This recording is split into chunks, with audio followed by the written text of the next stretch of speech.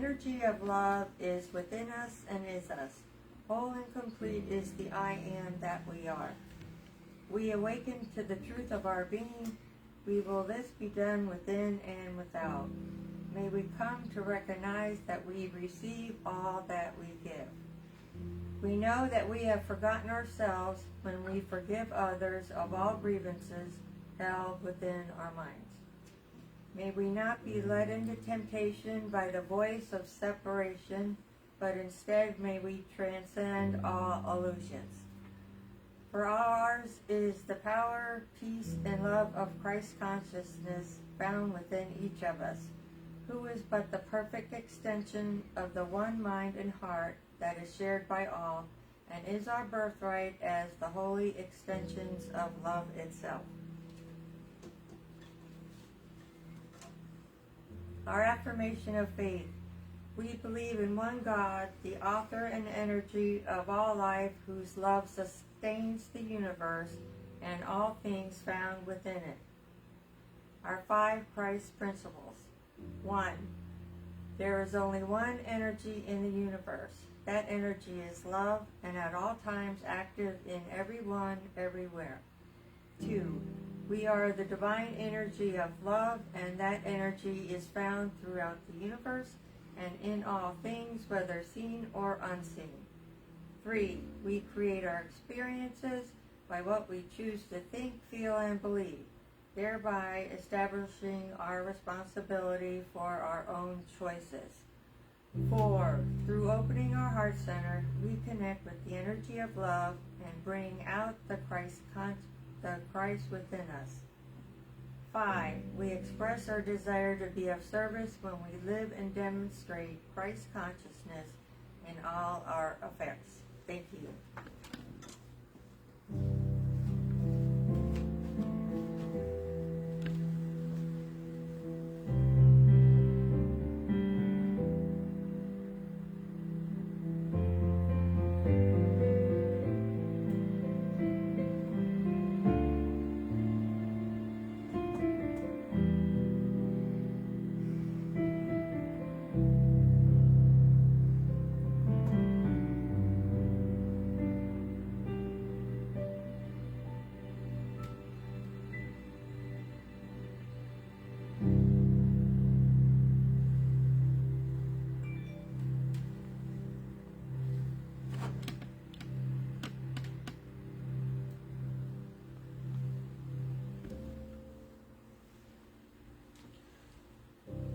Good morning, everyone, and welcome to the Church of Christ Consciousness.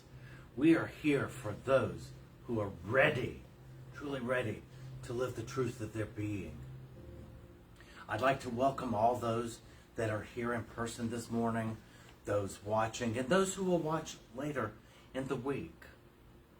Today, I want to talk about something we don't often talk about, and that's living in authenticity. In other words, living an authentic life. Now I want to start with this. You've heard me say before, many of you, that Jesus didn't just walk with the prophets of old. Jesus, or with God, as the prophets did. Jesus walked as God. He walked as God the Father. And if you truly read the Gospels, you can see how authentic he was. Jesus truly lived an authentic life. Well, what does authenticity mean? It's kind of hard to live an authentic life if you don't really know what it means. Well, it has 2 definitions. One is to be real, to be genuine. And then it says in the dictionary, not to be fake. The second one is to live as if you were the original, not a copy. or an imitation. So let's start with that one. To live as the original. That's what Jesus did. He lived as God on earth. And he spoke truth. And he shared love. To live in authenticity means that if you are having a bad day, it's all right to admit you're having a bad day. It's okay. You can admit that you're having a bad day and then choose again. Choose peace. But if you do not admit the truth of what is occurring within you, then you're not being authentic. You're being in resistance. And what we resist persists. If we do not acknowledge what it is that is occurring within us, within our minds, then how can we live authentically? To be authentic means to accept responsibility for being you. You are not asked to be anyone else. You're asked to be you. The world needs you. If we were all the same, can you imagine how absolutely boring it would be? If we all liked the same color, the same ice cream, the same food, it would be kind of a little bit boring. It doesn't mean that we judge against what someone else likes. It just means that we recognize what our preferences are and that our preferences are okay. We're not judging against anything. We just know ourselves well enough to know what our preferences are. But here's the thing that I think most people do not understand about authenticity, living authentically. It's all right to say no. If that's what you're being guided or led to do, to say no. It's all right to say no. No is a sentence. And if you're being guided and directed to say no, don't beat yourself up. And here's an example. How many of us have done this before? A friend or someone in the family asks us to come over or to go out, and we say, yeah, sure, let's plan it. And you never had the intention of doing it in the first place. You only said it to the person because that's what you thought they wanted to hear. But you never had the intention of going, period. That is not living authentic, that's living fake.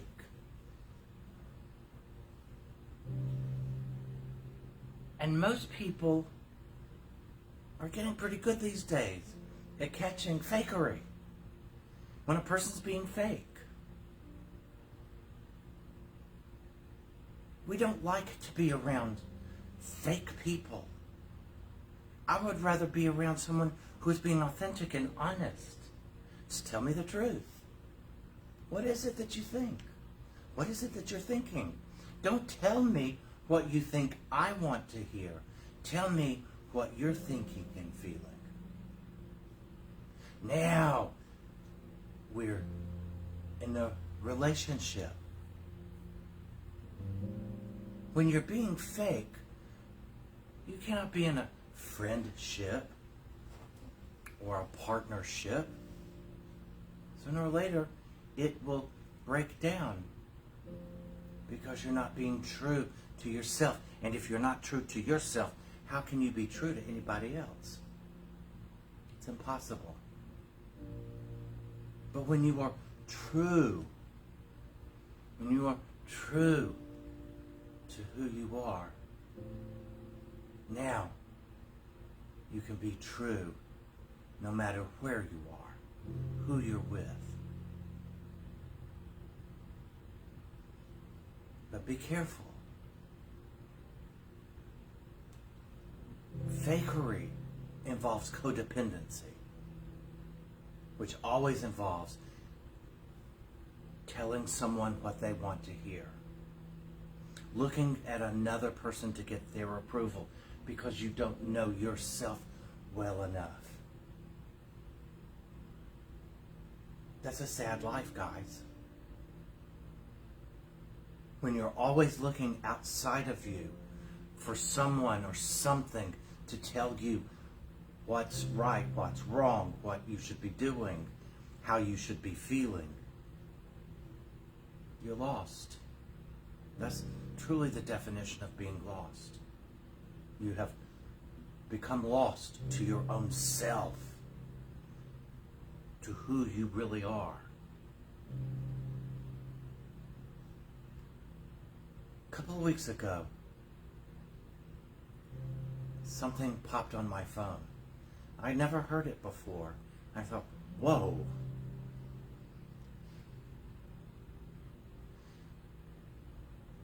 The word friend, as in boyfriend, girlfriend, whatever. And the word family. Notice that the word friend has the word end at the end of it. But the word family has I in the middle of it. Treat your friends as if they were family. Be honest with them. Don't tell them what you think they want to hear. That's the way to bring an end to your friendship. And if you treat everyone like family, it is because we are. We're all brothers and sisters. We're brothers and sisters in Christ. I understand you may meet someone and for the first time, you've never met them before. But you know what? Regardless of who it is that you meet, you have more in common with them than you do differences. You're already starting out with more in common.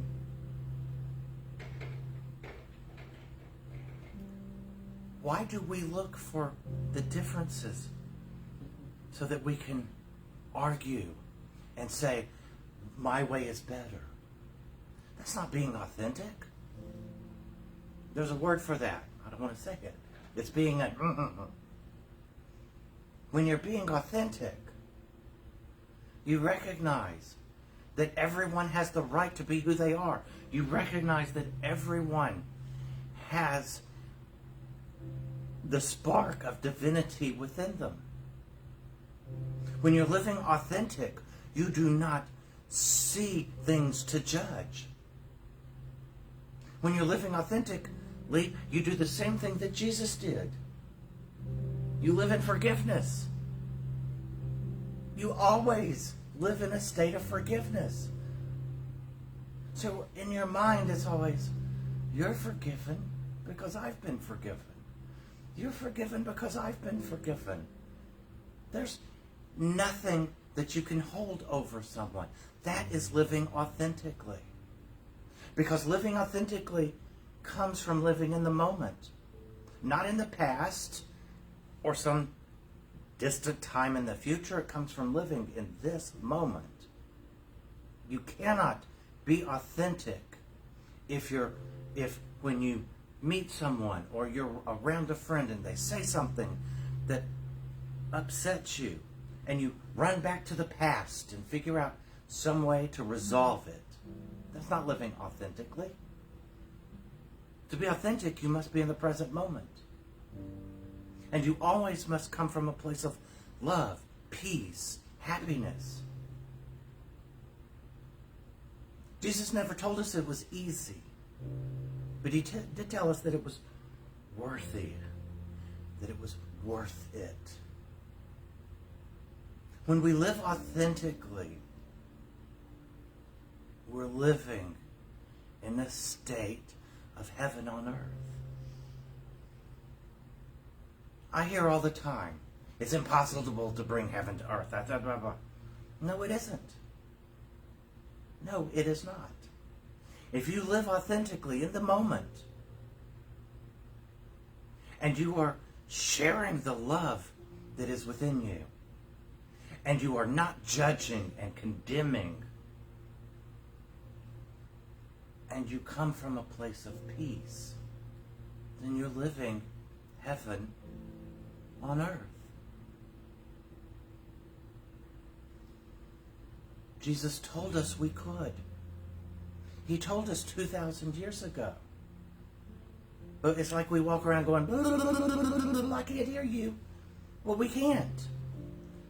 Because our minds are just jumbled and running all the time.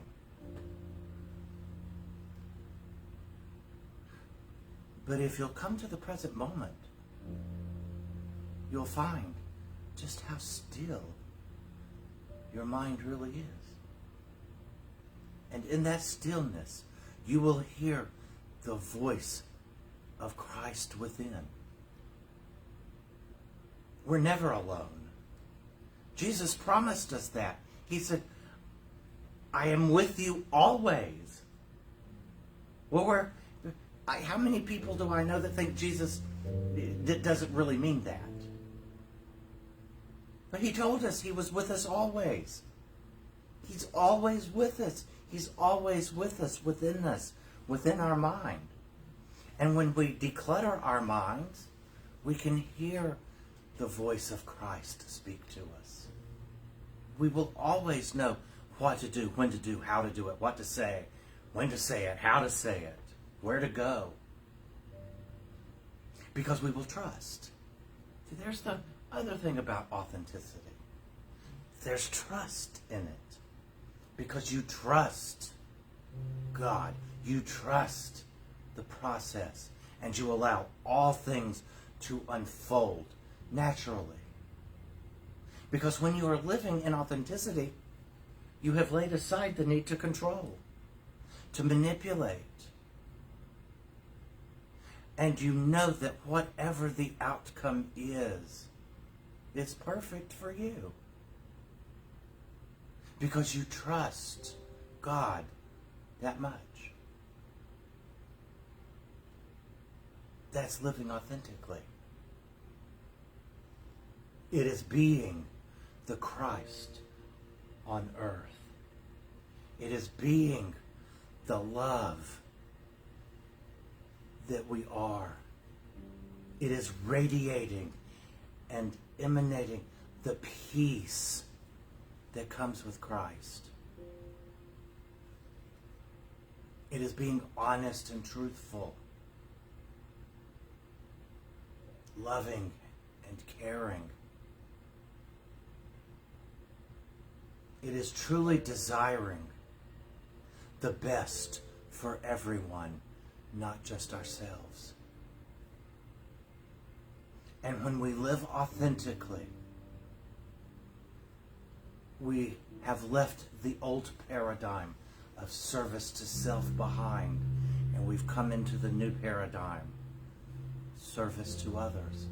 Because we recognize that as we give, we receive. And that if we are taking care of each other, we will be taken care of. That involves and requires trust. Someone asked me not long ago, what is the requirement? What is the requirements to live in authenticity? I said, really, there's only one. And Jesus gave it to us in the 2 commandments. To love God with all of our heart, mind, and soul. And to love one another as we love ourselves. When we are living authentic, our mind, our focus, our attention is always on love, always on God.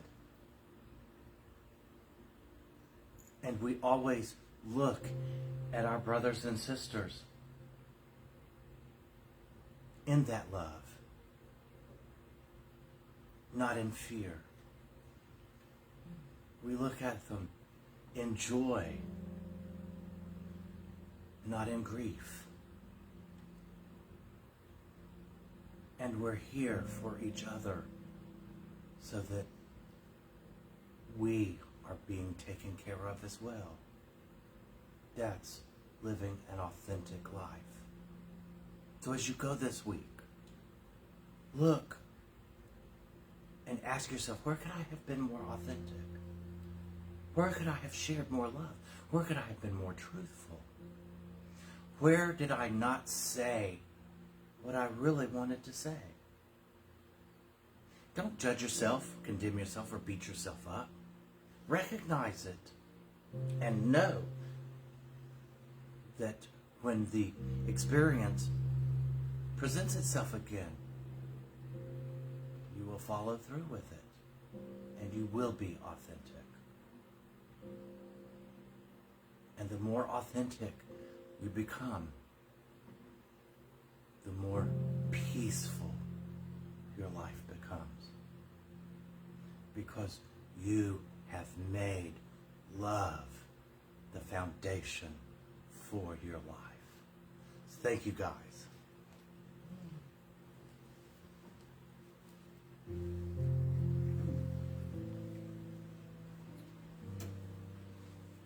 Let's take just a few minutes to reflect on today's message.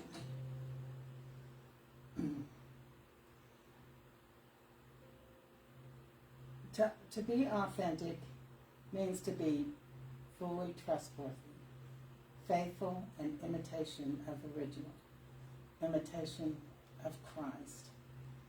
And it's interesting that this was your topic because my private lesson this week was integrity, which is to be in a complete state of wholeness, to be authentic. So as you get settled, let's take a quick breath and breathe in, I am, and breathe out. Breathe in, I am, and breathe out. And breathe in, I am, and breathe out.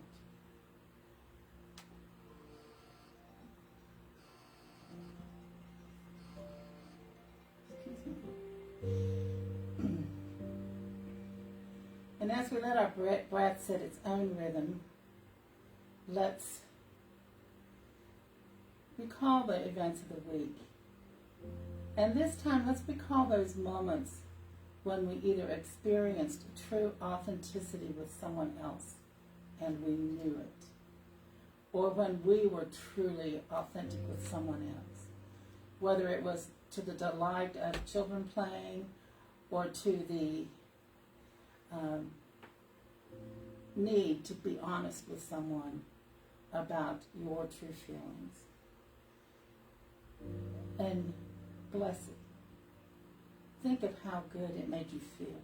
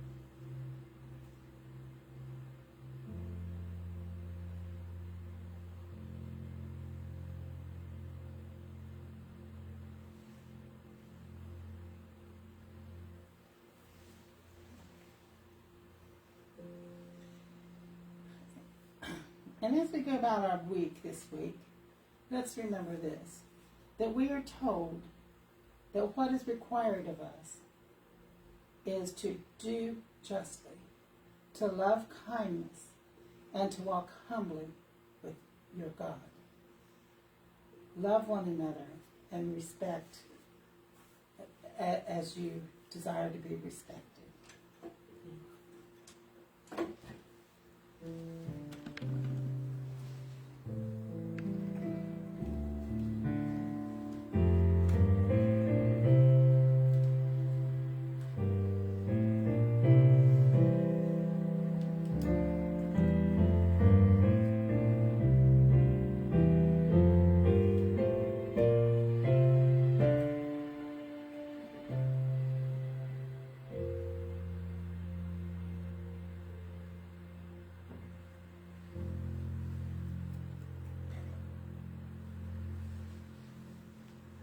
Thank you for joining us this Sunday.